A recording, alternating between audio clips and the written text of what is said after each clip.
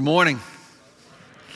Happy 25 years to Port City Community Church, and it's pretty surreal. It's been a really incredible week, really about a month and a half of preparing and thinking and considering what it would be like. I don't sit still very easily, so it takes a lot for me to stop, and particularly when it comes to like trying to just cherish sort of marked moments. And it's been really important for me to do that because we're trying to absorb in some ways all the ways that God has been faithful.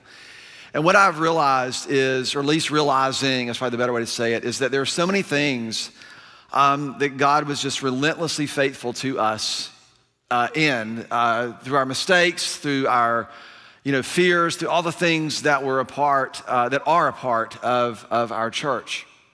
And but one of the things I want to, as we start to cherish and really consecrate ourselves and say, okay, Lord, you've been faithful to us.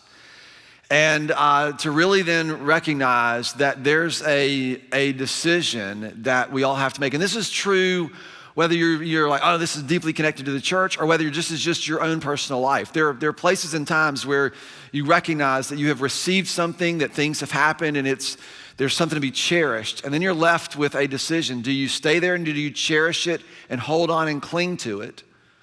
Or do you try to understand the responsibility that comes with it? And so that's really what we're going to be inviting you into over the next really few months together as we sort of set this season. And certainly I'm glad that Newbern is joining us today. Leland is here with us, and as we talk about really, one of my favorite subjects, which is the future. But I will back up. When we started Port City Community Church, I was 29 years old. I've kind of joked about this.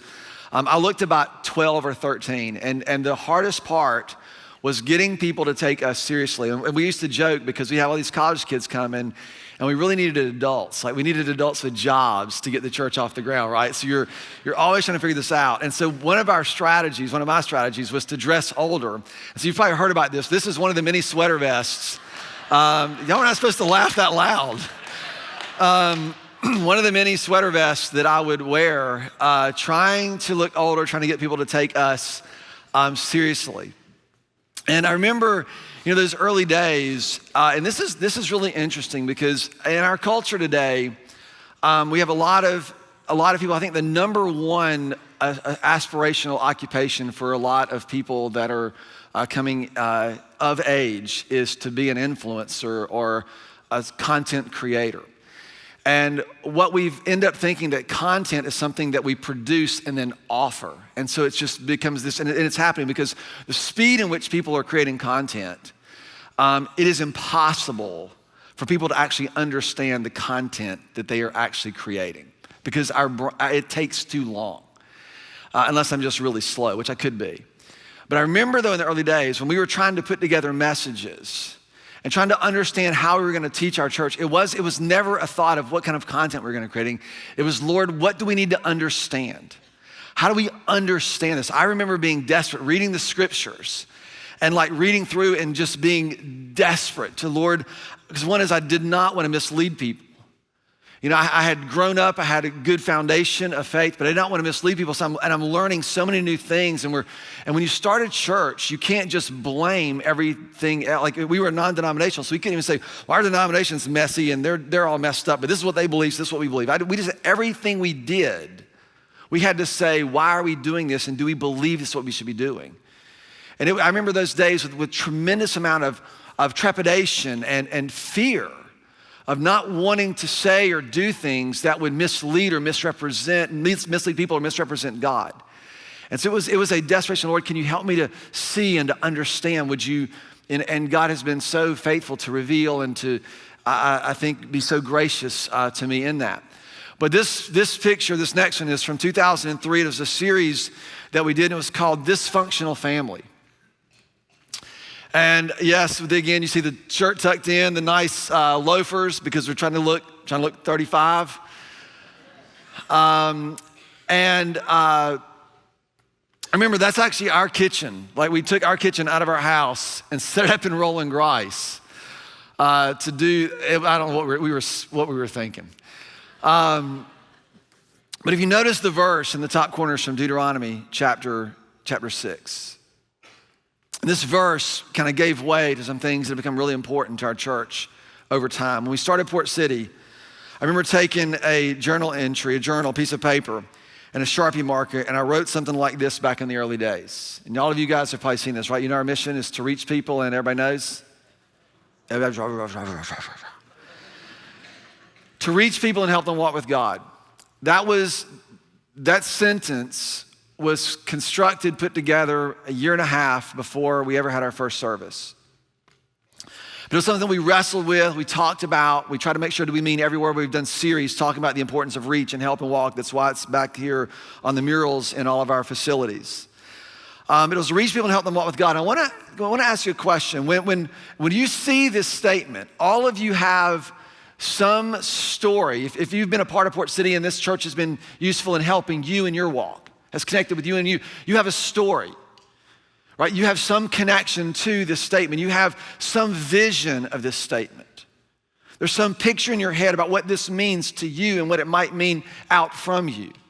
And the question that I've started to ask, because when we started Port City, this was a very clear mission. It's very clear. But what I did not expect is how little of it I could actually see 25 years ago, right? I thought I saw more than I did. And the question is, how much of this statement, how much of our mission have we actually seen 25 years in? Like, what percentage have we seen? How much of this do we actually understand about what this actually means for God to do in and through our church? And so I want to show you how this unfolds and how it's unfolded over time. In 2003, I preached a message called Dysfunctional Family, and it was about the function of the family, what I was trying to do. And I had a 6-year-old at the time, 6-year-old and a 2-year-old, I think is what it was, or 7 and 2. And so I'm as desperate to figure out how to parent my kids as I am to try to teach anybody else how to parent their kids, right? And it was all about the function of the family. I was trying to break the mold or give us vision. And I remember this very vividly. I was just looking back through my notes from 2003 a couple weeks ago. But I remember wanting to kind of reframe this instead of like the family being like a resume, where it's like, wife, husband, wife, 2.5 kids, job, a mortgage, a fence, all those things. And really start to understand like that the family was designed and created, and it has an intention, and it has a purpose, that God has done this. And that out of this, it was to be an expression of God's heart. That was the best I could come up with. And so when I began to look at this, and this has driven us more deeply than I could even begin to imagine at the time, because that passage that is up there in Deuteronomy chapter 6, this is what it says. Deuteronomy chapter 6, verses 1 and 2. Moses is about to deliver, or is he's speaking to the Israelites about going into the promised land and what will be required of them. And here's what he says.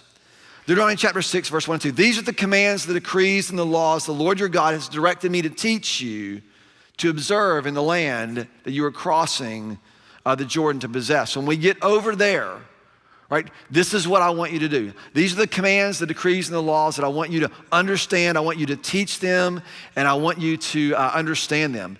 And then here's why. So that what? You, your children, and who else? Their children after them. Their children after them may fear the Lord your God. What I remember thinking as a parent of a 7-year-old and a 2-year-old, I was thinking, oh my gosh, I don't just have to raise kids, I have to raise parents. I have to raise people who know how to raise people.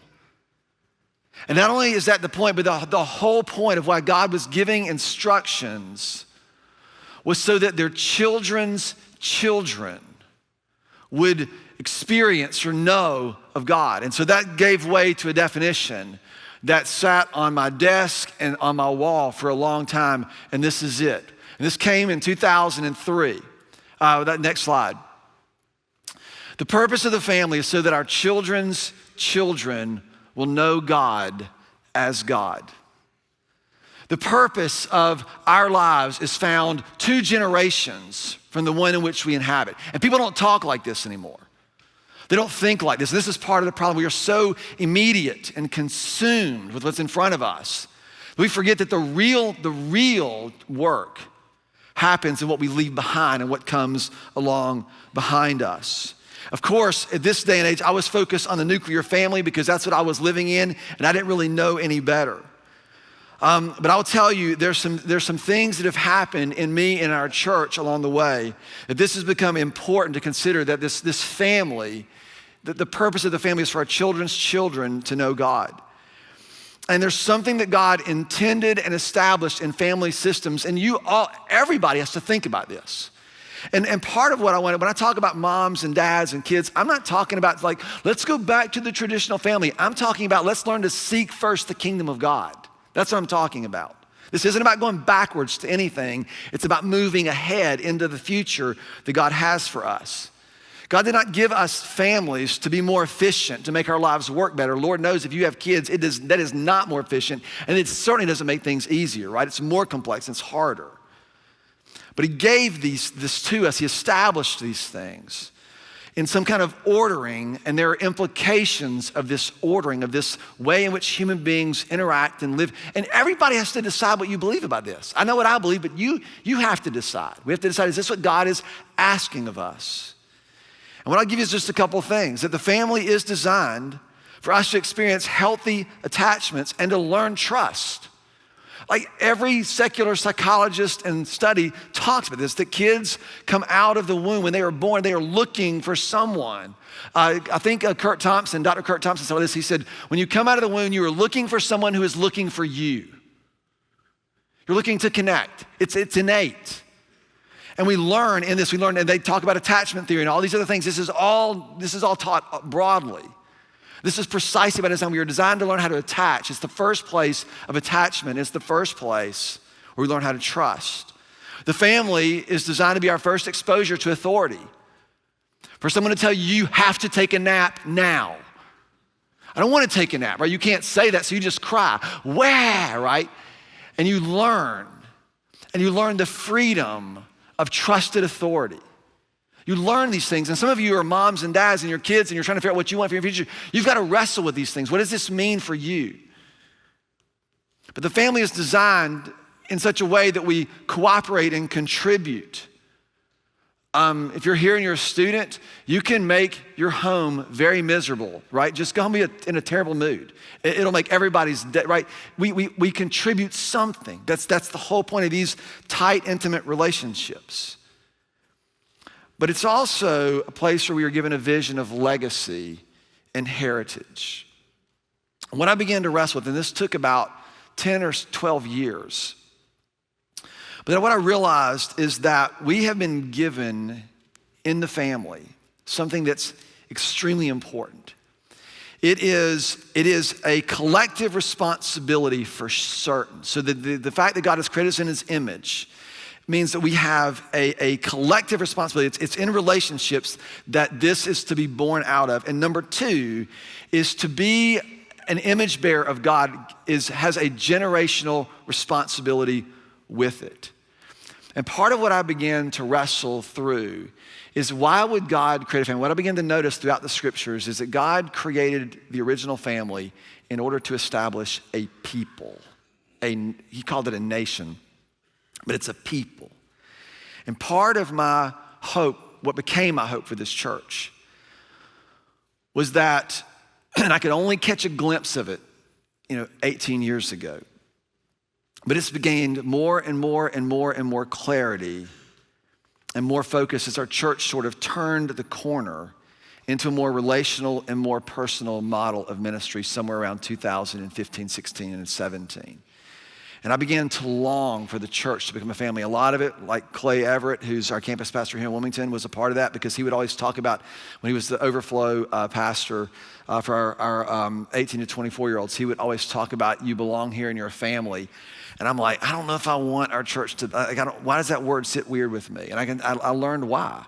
Because I had my two kids and they were almost raised, and I didn't even be responsible for anybody else's, right? That's the reason. He just is like, I got enough. And all of a sudden God is calling us something. He's created families to establish a people, a collection, an us. And so you have to start getting vision for this. And what really compelled me, because a lot of us, the norm, most people today do not grow up in healthy families. Did you know that? It's the majority.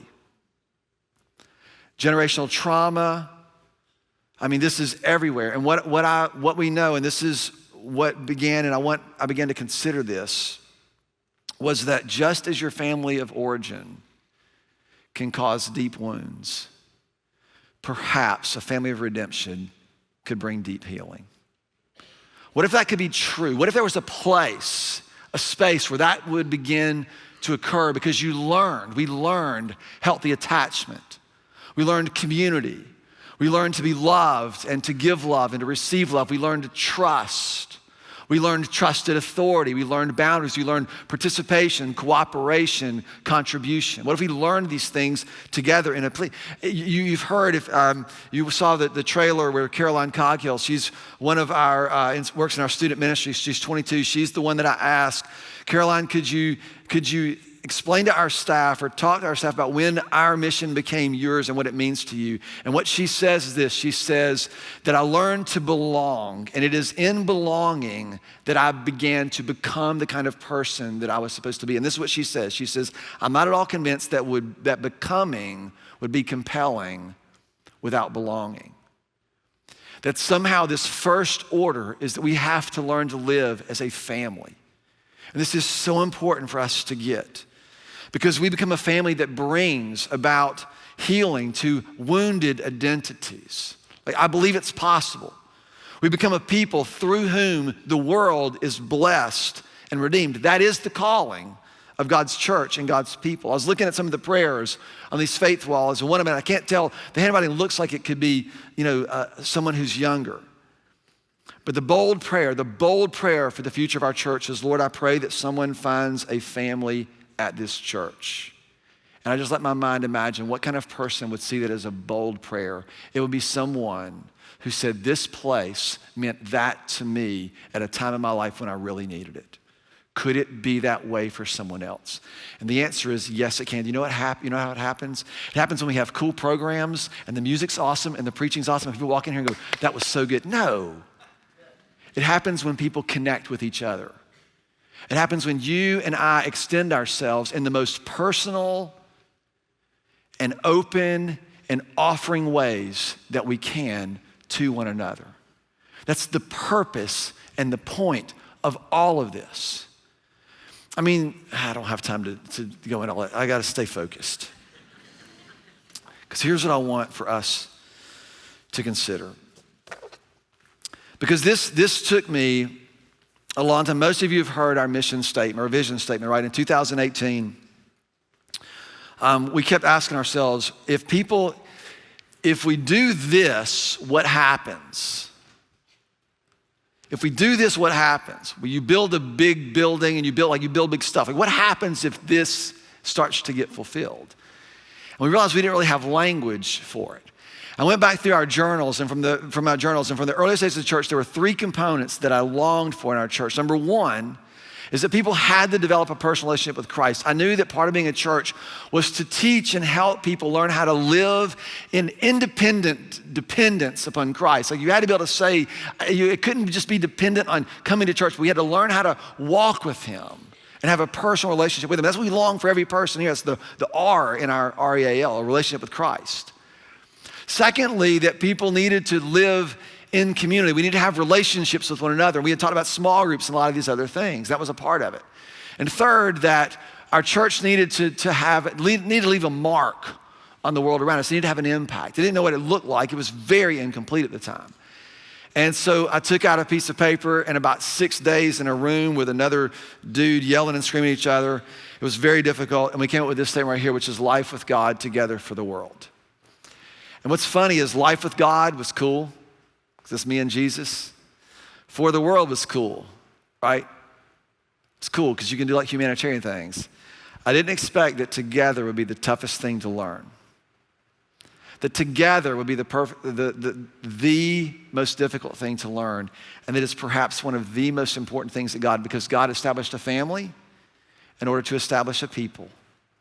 God's image is of course born in you, and it is of course born in me.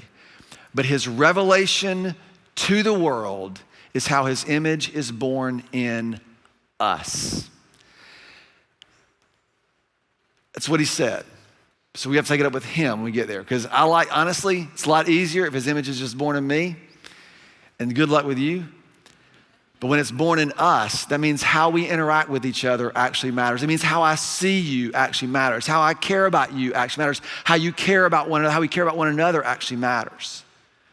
It means you can't, I mean, this is the whole point, right, of the sermon. You can't live with contempt for another person and bear God's image faithfully. You can't do it. You cannot speak about people or talk down to people and think the kind of things that we think about people and bear God's image. You cannot do it. And y'all, this is the work that God is doing, he's been doing in me and he's doing in us, and it's a lot to continue. And so this all began to kind of at least collide with some things, because now we've got to figure out, how do we become a family? How do we avail ourselves? And this was just a lot of the work to become more relational and more personal. That's just the mode of our church. And it's just what we're going to do. We know how to run big programs. We know how to do big things. We're just going to stay focused on being relational and being personal. We'll talk more about that in a couple of weeks. And then the other thing that I want to mention, these two things will hopefully come together in just a second. But on my desk, because I'm a future person. I've always just dreamed about the future.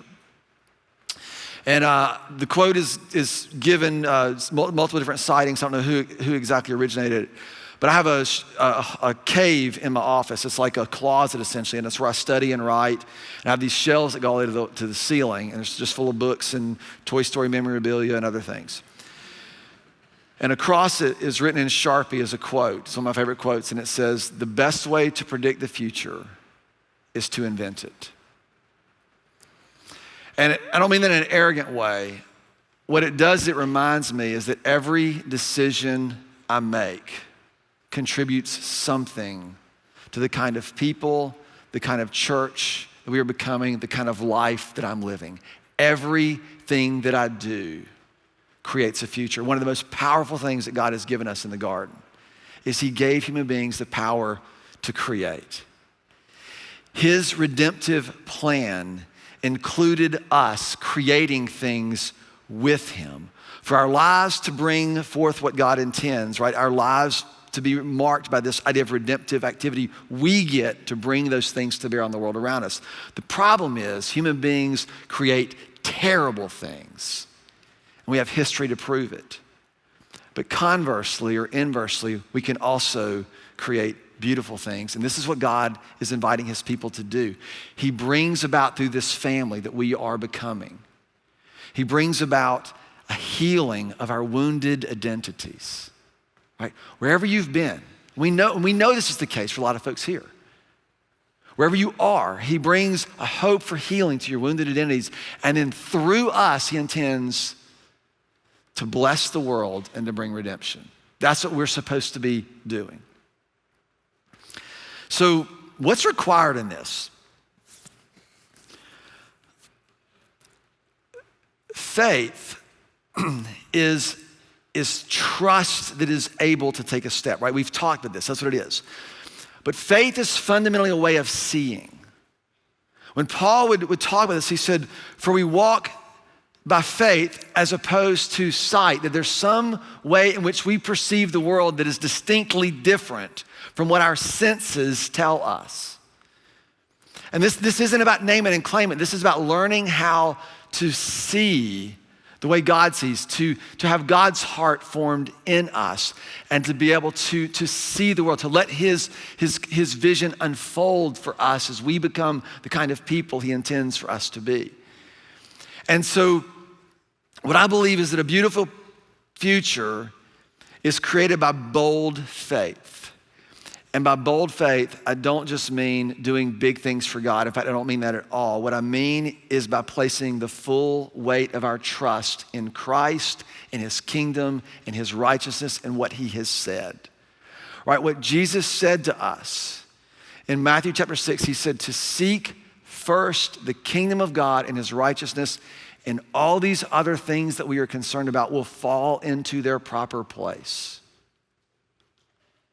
To seek first his rule and his reign and his character, and everything else will fall into its place. Yeah, but you don't understand there's an election coming up, and if we don't, right? We know this? Don't you feel that? And Jesus just says, I'm talking about a bold faith. This is we are willing to trust so that we don't become a people who are contemptuous and who are easily angered and easily offended. And we are slow to love, and we are impatient, and we are constantly causing and creating and contributing to the division. That somehow could we trust him in a way that would make this different for us? It is bold faith. And my prayer has been, Lord, can you open our eyes and incline our hearts? Could we imagine what your kingdom come would look like and what it would look like for your will be done in my little sphere of influence and in your little sphere of influence and then out from that? The verse that I've kept on my desk for the better part of a year is this prayer from Paul. And it's just this prayer. I pray that the eyes of your heart will be opened, that you may be enlightened in order to know the hope that God has called you to, this glorious inheritance, like this thing that's coming.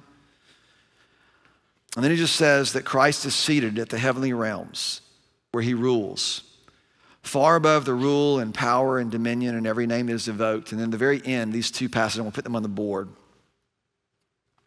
He says this, and this is talking about Christ, and God has placed all things under his feet, right? Just to be clear.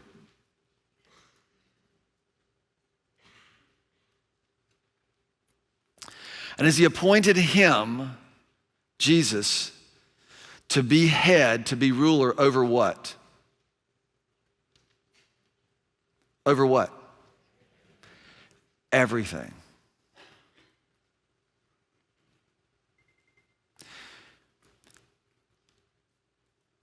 This is done. This is the state in which we are invited to live today. Do you have eyes to see it? Not yet. We need faith. Not yet. You think I'm crazy, but I can tell you, this crazy is gonna look a whole lot better than the other crazy we're about to get. So pick your crazy, right? I can tell you which one I'm picking.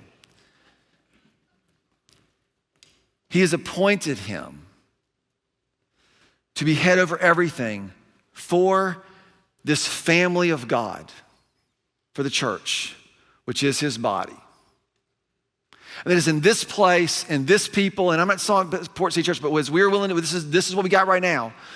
But where we are, it is the fullness of him dwells in us, and then out of us, what happens? He fills what? Everything. How? In every possible, conceivable way. Either Paul has written something profoundly radical and revolutionary, or he's misleading us.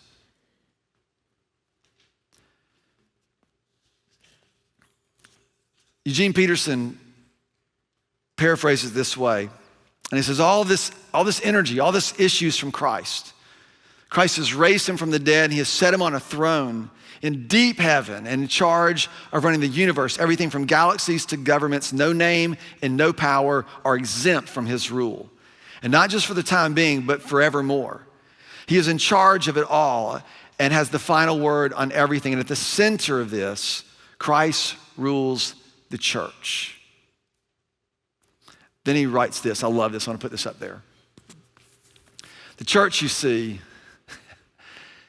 is not peripheral to the world. The world is peripheral to the church. The church is Christ's body in which he speaks and acts, and by which he intends to fill everything in every way.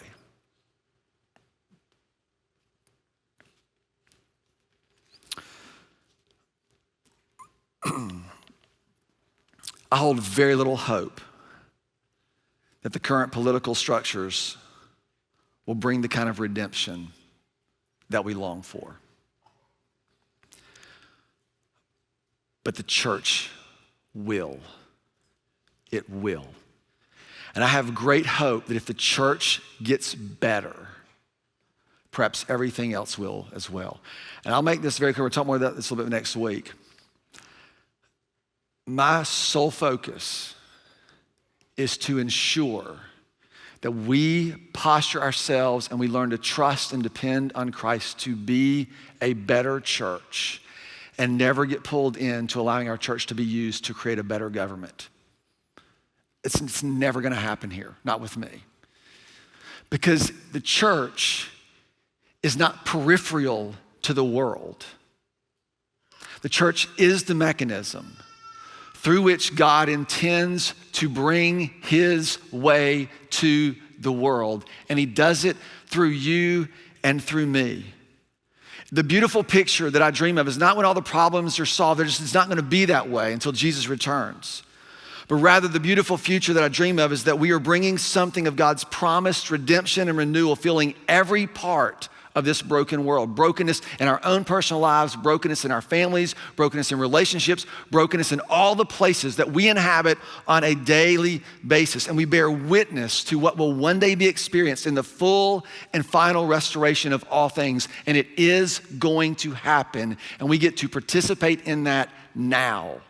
We build a future by bold faith, learning to trust God, learning to return ourselves, to live under his rule in this way, to experience the freedom that we find in being reconciled to the relationship for which we have been intended, life with God.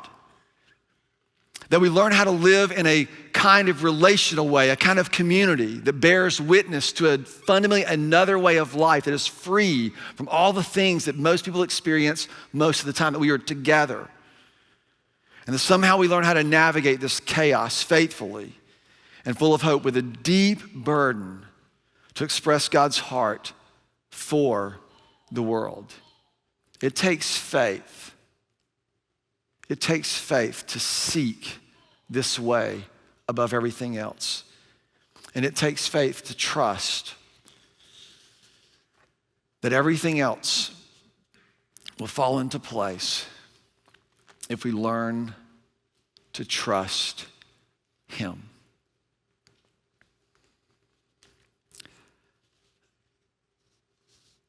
As I thought about this, I just want to ask you the same question when you look at this. How much of this do you think that we have seen already? How much of this do you think is yet to be seen?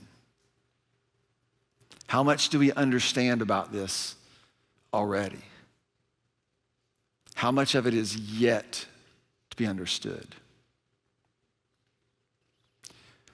It's a beautiful future. It's going to require bold faith. So pick your crazy. Jesus, you are Lord. That's a true thing. You are on a throne, ruling and reigning. That is also true.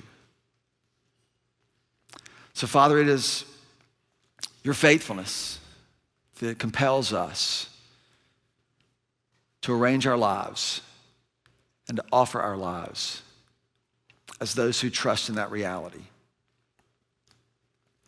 Father, we see in a mirror dimly the fullness of all that you long to do. We have just a glimpse of what this beautiful future holds. So, Father, would you open our eyes and incline our hearts and give us faith. Give us faith to live in the reality of your rule. And I ask you to do this. I believe it's what you promised. It's how you long to fill us. And out of that, it's how you long to fill everything in every way. God, would you use us? I ask this in your name. Amen.